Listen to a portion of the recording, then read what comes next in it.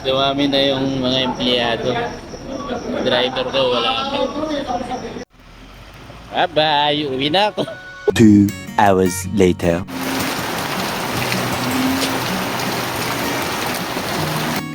Isang maulang umaga po mga kaibigan.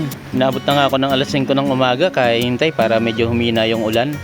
Halos naging magdamag din kasi yung ulanan. Ito at naghahanda na nga ako para makasibat papuntang terminal. Dahil nasira nga pala yung ginagamit ko na kapote. Matagal din kasi na-stock kaya hindi ko nalaman na sira-sira na pala. Kaya ito kumuha muna ako ng improvise. Maigi rin to kahit papano makakasangga pa rin sa ulan.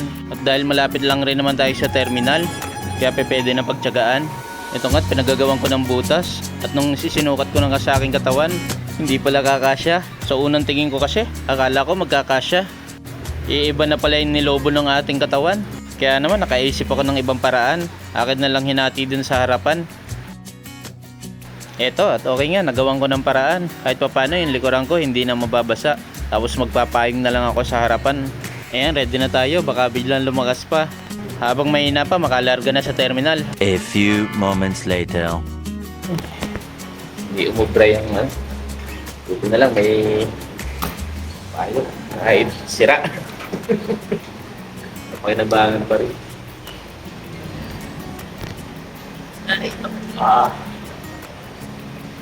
Sa ano naman ito, maghapon. Yung unit namin na yun, yung unit namin. 1993. Walang katao-tao dito sa terminal. Walang katao-tao halos parang mga napasarap ng tulog yung mga empleyado Ayun, wala kasunod, wala naglalakad. Ang bigat na wala dala ko. Hindi na lang magsasapatos kasi sa itong mga gamit ko. Hindi na lang magsasapatos sa itong mga gamit ko kailangan nakasecure. Ang halay mo lang. Ang halay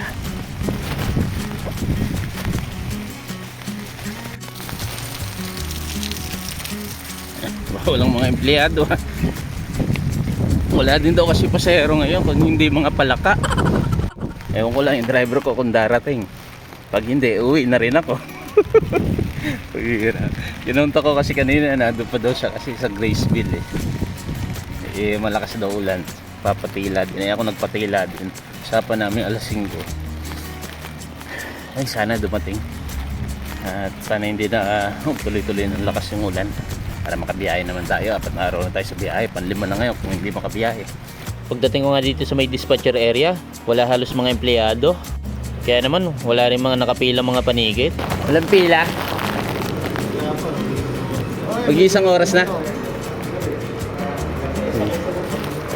Hihira.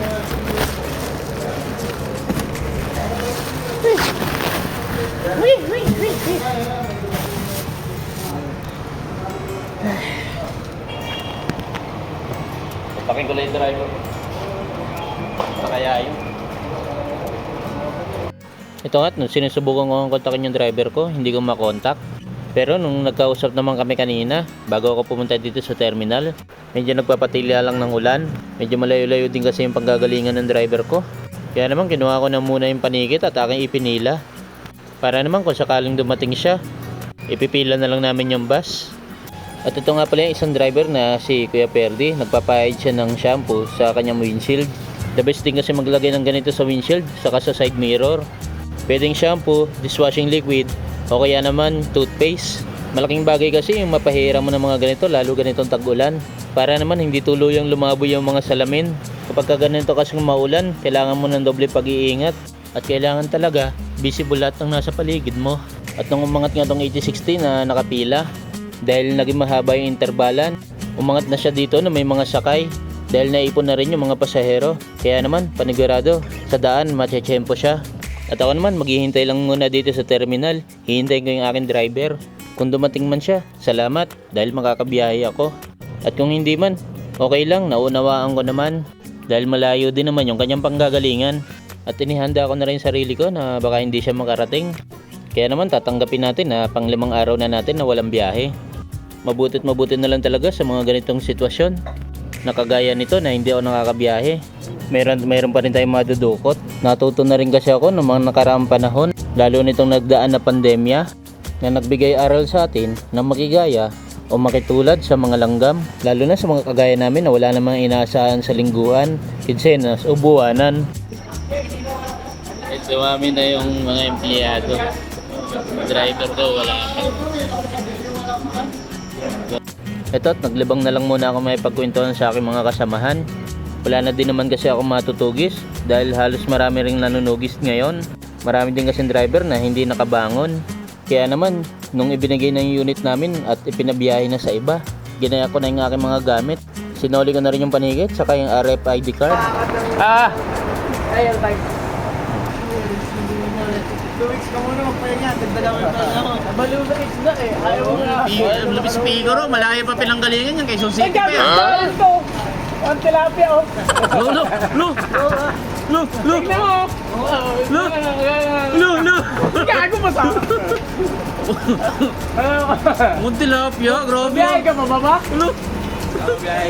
Ay, si Reyes, oh! Yun o. May babayan pa na kaganto. Oo naman. Ano namang mabubuntis ng pangit, ha? Mabubuntis ng pangit, tapos tatakbo ako. Eto't sumibat na nga ako habang nagbibiroan pa yung aking mga kasamahan. Uwi na. Humaba na rin kasi yung pila ng panikit kasi halos nagdatingan na rin yung mga empleyado. Humupa-hupa na rin kasi yung ulan. At ito nga pala yung 1993 na labas sana namin ngayon. Pinatugis nga pala muna sa iba para makabiyahe naman. Bye-bye! Uwi na ako! Shoutout pala natin si Jesseline SJ. At shoutout din kay Ryan Darlucio. Shoutout kay Lorilyn Evangelista Maderaso from Saudi. Shoutout kay Jed Kim Aliera. Kay Al Rashid Reyes. Shoutout sa inyo dyan sa Manila North Cemetery. Shoutout sa ating solid na kaibigan dyan si Dance Jobs from San Fabian, Pangasinan.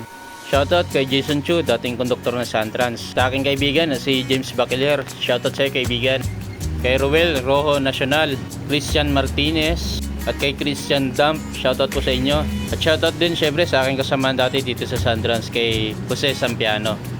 At shoutout din syempre sa lahat ng mga silent viewers natin dyan. Ingat po tayo palagi mga kaibigan.